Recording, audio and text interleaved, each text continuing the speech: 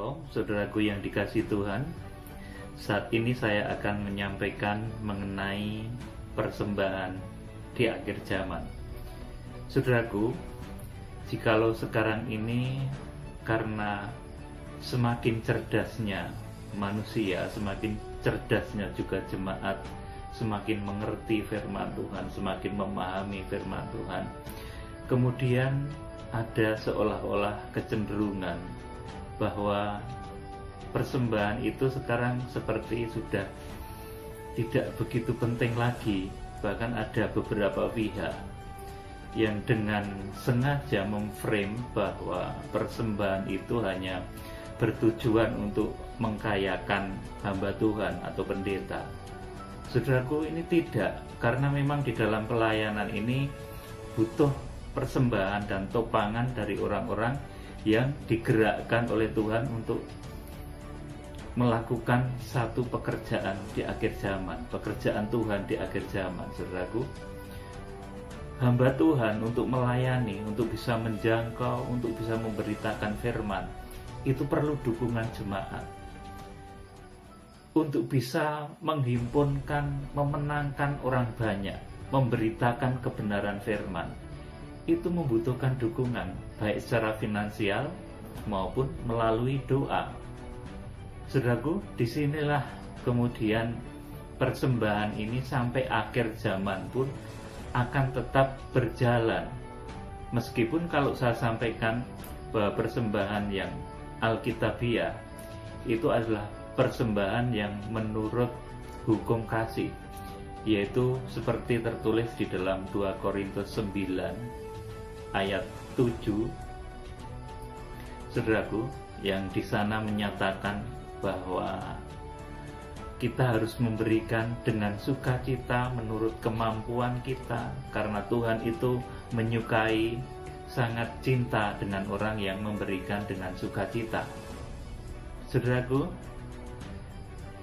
kalau orang memberi dengan sukacita, mempersembahkan dengan sukacita, maka yang diberi itu juga gembira. Saudaraku, misalkan saudara punya anak, saudara memberikan sangu, kalau dalam bahasa Jawanya begitu, bekal, uang misalkan. Saudara memberinya dengan sukacita, anak itu gembira, saudaraku. Tetapi kalau saudara itu memberinya sambil merengut, apalagi sampai melempar, saudaraku, itu nanti efeknya tidak baik. Itu pemberian yang tidak sukacita, apalagi ini yang sifatnya persembahan kepada Tuhan. Saudaraku, kalau ada sampai di hati itu perasaan gerundel dan tidak enak, itu tidak baik. Saudaraku, Tuhan maha melihat isi hati manusia. Oleh karena itu di dalam konteks perjanjian baru, persembahan untuk pengumpulan uang untuk pembangunan Yerusalem. Kalau Yerusalem dalam arti sekarang ini membangun gereja tubuh Kristus. Pengumpulan untuk pembangunan Yerusalem atau gereja tubuh Kristus di akhir zaman, itu sampai sekarang masih dibutuhkan, dan itu menurut kerelaan kita masing-masing sesuai dengan kasih karunia, sehingga kita bisa memberi dengan sukacita. Saudara, saya memberitahu saudara, kalau ada orang yang mulai meniupkan bahwa persembahan itu sesuatu yang tidak penting, yang mengkayakan pendeta, mengkayakan hamba Tuhan, saudaraku, itu tidak benar juga, saudaraku. Karena persembahan ini harus berjalan sampai akhir zaman, bahkan nanti sampai menjelang sebelum masa antikris terjadi, itu persembahan masih ada. Ditulis dalam Wahyu pasal 11 ayat 1 dan 2. Ini perjanjian baru loh, saudaraku. Mezbah, korban bakaran, ini melambangkan persembahan. Itu nanti diangkat ketika masa antikris akan terjadi, sesaat ketika masa antikris terjadi, saudaraku. Jadi sebelum masa antikris itu terjadi, persembahan ini masih harus tetap berjalan, yaitu persembahan kasih yang diberikan oleh jemaat dengan kasih, sukacita, penuh kegembiraan. Pendetanya pun, hamba Tuhannya pun akan menerima dengan sukacita juga. Itu persembahan kasih. 2 Korintus 9 ayat 7 di sana. Hendaklah memberikan dengan sukacita, karena Tuhan tuh mengasihi orang yang memberikan dengan sukacita. Sekarang saya akan bacakan Wahyu pasal 11 ayat 1 dan 2. Ini ketika nanti, saudaraku, persembahan itu di stop, dihentikan. Itu terjadinya di Wahyu pasal 11 ini, saudaraku. Kemudian diberikanlah kepadaku sebatang buluh seperti tongkat pengukur rupanya, dengan kata-kata yang berikut: bangunlah dan ukurlah bait suci Allah dan mezbah dan mereka yang beribadah di dalamnya. Tetapi kecualikan pelataran bait suci yang di sebelah luar, janganlah engkau mengukurnya, karena ia telah diberikan kepada bangsa-bangsa lain, dan mereka akan menginjak-injak kota suci 42 bulan lamanya. Di sini, saudaraku, yang diukur dan akan diangkat nanti menjelang masa antikris tiba, saudaraku, ini adalah mezbah korban bakaran. Wahyu pasal 11 ayat 1. Saudaraku, ini menunjuk kepada persembahan-persembahan kasih kita kepada Allah. Jadi mezbah korban bakaran ini, kalau di dalam ibadah kita sekarang, ini menunjuk kepada persembahan-persembahan kita kepada pekerjaan Tuhan. Ini akan berjalan sampai Wahyu pasal 11 ayat 1 ini nanti digenapi. Masa antikris tiba, baru nanti persembahan itu akan dilarang, akan diangkat. Memang mezbah korban bakaran ini akan ikut diukur dan diangkat. Saudaraku, di dalam Wahyu pasal 11 ayat 1 ini, bangunlah dan ukurlah bait suci Allah dan mezbah.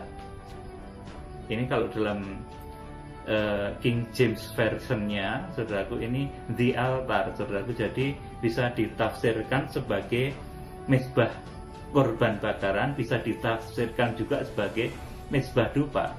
Tapi kalau kita kembali kepada bahasa Greek-nya, saudaraku, ini mezbah di sini ini disebut sebagai thusiasterion, artinya mezbah, tempat pengorbanan, tempat binatang-binatang itu disembelih dan dikorbankan. Mezbah korban bakaran tepatnya, saudaraku. Jadi Wahyu pasal 11 ayat 1 ini tepatnya ini mezbah korban bakaran. Saudara yang paham bahasa Greeknya, saudara boleh lihat ini di sana bahasa aslinya disebut sebagai thusiasterion, artinya mezbah korban bakaran. Jadi Wahyu pasal 11 ayat 1 ini mezbah korban bakaran. Disinilah nanti persembahan ini akan berhenti.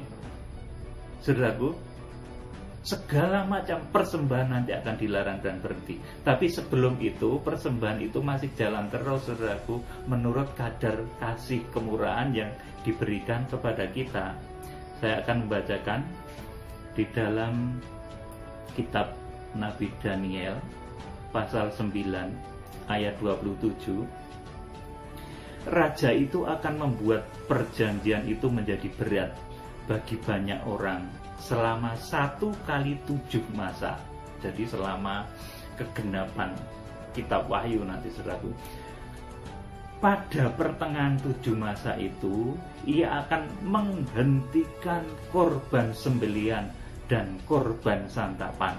Dan di atas sayap kekejian akan datang yang membinasakan, sampai pemusnahan yang telah ditetapkan menimpa yang membinasakan itu. Ayat selanjutnya, sekarang ayat 31, Daniel pasal 11 ayat 31. Tentaranya akan muncul, mereka akan menajiskan tempat kudus benteng itu, menghapuskan korban sehari-hari, dan menegakkan kekejian yang membinasakan. Saudaraku, jadi nanti di pertengahan 7 tahun yang terakhir itu, saudaraku, ini korban bakaran, persembahan kepada Tuhan ini akan dihentikan. Dan memang Wahyu pasal 11 juga menuliskan Tuhan sendiri sudah mengukur itu akan termasuk benda yang diangkat. saudaraku, saat Tuhan datang. Ini menunjuk juga kepada bahwa nanti menjelang masa antikris terjadi, sesaat sebelum antikris itu terjadi, maka saat itulah persembahan, segala macam persembahan itu akan dihentikan. Tidak perlu persembahan lagi. Jadi kalau sekarang ada yang sudah ngomong, wah ke gereja itu nggak perlu persembahan, nggak perlu persembahan kasih dan lain sebagainya, itu hanya mengkayakan hamba Tuhan, mengkayakan pendeta, itu salah juga, saudaraku, nggak benar. Karena nanti justru yang menghentikan persembahan itu nanti adalah antikris, saudaraku, sesuai dengan Daniel pasal 9 ayat 27 tadi, saudaraku, yang akan menghentikan korban pada pertengahan 7 tahun. Pada pertengahan 7 masa itu ia akan menghentikan korban sembelian dan korban santapan, dan di atas sayap kekejian akan datang yang membinasakan sampai pemusnahan yang telah ditetapkan yang membinasakan itu.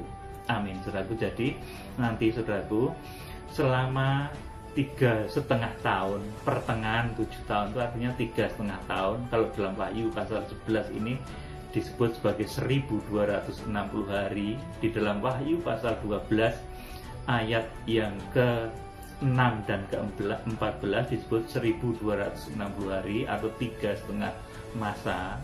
Di dalam Wahyu pasal 13 disebut sebagai 42 bulan, sama saja 3,5 tahun. Nanti masa antikris yang selama 3,5 tahun ini segala macam persembahan kepada Tuhan akan dihentikan. Korban-korban akan dihentikan, korban-korban persembahan akan dihentikan. Jadi kalau sekarang yang masih setia kepada Tuhan Yesus Kristus, jangan menghentikan persembahan ya, saudaraku. Itu bukan arusnya Tuhan. Karena Tuhan itu, saudaraku, seperti Alkitab ini tuliskan, nanti persembahan itu berhentinya nanti di Wahyu pasal 11 ayat yang ke-1 ini, ketika Tusiasterion itu diangkat, ketika mezbah korban bakaran itu diangkat, ketika persembahan-persembahan ditiadakan. Karena sebentar lagi nanti dunia akan dilanda masa antikris yang lamanya 42 bulan atau 1260 hari. Jadi sekarang saya sampaikan kepada saudara, jangan sering bilang-bilang, sekarang nggak perlu persembahan, persembahan itu mengkayakan pendeta saja, saudaraku. Tidak, saudara, pendeta itu sebetulnya kalau yang hatinya tulus itu bukan ingin kaya melayani itu, tapi ingin diperkenan Tuhan supaya pelayanan bisa berjalan dengan baik, kemudian menjangkau jiwa-jiwa, memenangkan jiwa-jiwa, membawa jiwa-jiwa itu kepada keselamatan, bahkan kalau bisa dibawa sampai kepada pengangkatan. Saudaraku, jadi hamba Tuhan ini memiliki pekerjaan Tuhan, proyek, mega proyeknya Tuhan juga. Oleh karena itu harus saudara topang. Jangan kemudian seperti kegerakan yang dicanangkan, mulai digembar-gemborkan oleh beberapa gelintir orang, katanya persembahan sekarang nggak begitu penting lagi. Penting, saudara, persembahan. Saya tidak mengatakan bahwa persembahan tidak penting, meskipun saya menggunakan prinsip perjanjian baru bahwa kita harus memberi dengan kasih, sukacita, dan jangan dengan paksaan, jangan dengan sedih hati.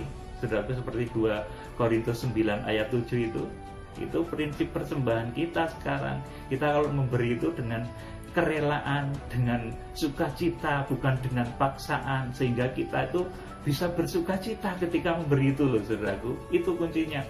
Kemudian hamba Tuhan yang sebagai penyalur dari persembahan itu juga nerima juga sukacita kalau jemaat sukacita. Tapi kalau karena terpaksa ditentukan jumlahnya, saudara, dan lain sebagainya, itu enggak baik, saudaraku. Jadi saudaraku, saya tekankan sekali lagi, persembahan ini jangan dihentikan, karena ini yang nanti menghentikan justru antikris di akhir zaman, saudaraku. Seperti dinubuatkan dalam Daniel 9 ayat 27 tadi, raja itu akan membuat perjanjian menjadi berat bagi banyak orang selama 1 kali 7 masa. Pada pertengahan 7 masa itu, ia akan menghentikan korban sembelian dan korban santapan, dan di atas sayap kekejian akan datang yang membinasakan, sampai pemusnahan yang telah ditetapkan menimpa yang membinasakan itu. Saudaraku, jadi persembahan harus tetap jalan, meskipun itu persembahan kasih. Saudaraku, persembahan menurut perjanjian baru yang arahnya kepada pembentukan sidang mempelai wanita anak domba Allah kepada gereja rohani yang besar, saudaraku, yaitu gereja tubuh Kristus yang esa, bangunan rohani yang besar. Jadi kalau kita memberi persembahan itu arahnya nanti ke sana, bukan membangun sesuatu yang lahiriah, tetapi membangun tubuh Kristus yang besar, yang bersatu dari segala bangsa, suku, bahasa, dari berbagai gereja, dari berbagai organisasi gereja. Saudaraku, jadi saya sampaikan kalau persembahan ini harus tetap berjalan sampai nanti menjelang masa antikris. Dan ketika masa antikris itu datang, baru persembahan itu nggak ada lagi, karena nanti kebaktian juga dilarang, sudah nggak boleh sama antikris nanti kebaktian di akhir zaman. Oleh karena itu, saudaraku, selama masih ada waktu bagi kita, selama masa antikris belum tiba, selama korban-korban persembahan masih diselenggarakan oleh Tuhan, selama mezbah korban bakaran atau Tusiasterion di dalam Wahyu pasal 11 ayat 1 ini belum diangkat oleh Tuhan, marilah kita belajar memberikan persembahan yang terbaik bagi Tuhan dengan sukacita, jangan dengan paksaan, dengan senyuman. Begitu loh kalau persembahan, saudaraku. Nanti hamba Tuhan juga akan tersenyum kalau saudara memberinya itu tersenyum. Kalau saudara memberinya dengan marah-marah, ya mending gak usah, saudaraku. Sungguh, saudara, kalau saudara memberi persembahan sambil marah-marah, sambil apalagi sampai dilempar, saudaraku, itu sudah nggak baik, saudaraku. Persembahan itu dengan senyum gitu loh, saudaraku, dengan sukacita. Kalau tidak dengan sukacita, nggak usah. Lebih baik nggak usah. Persembahan harus dengan sukacita, karena itu yang dikenan oleh Tuhan. Persembahan menurut perjanjian baru sesuai dengan 2 Korintus 9 ayat 7. Jadi demikian, persembahan jangan dihentikan, karena nanti yang menghentikan justru itu raja yang berkuasa ketika masa antikris nanti, saudaraku. Bukan saudara nanti yang kalau saudara punya hati yang seperti itu, malah tidak baik, saudaraku. Jadi kiranya Tuhan memberkati saudara dengan roh hikmat dan wahyu. Salam penuaian, Tuhan Yesus memberkati. Haleluya. Amin.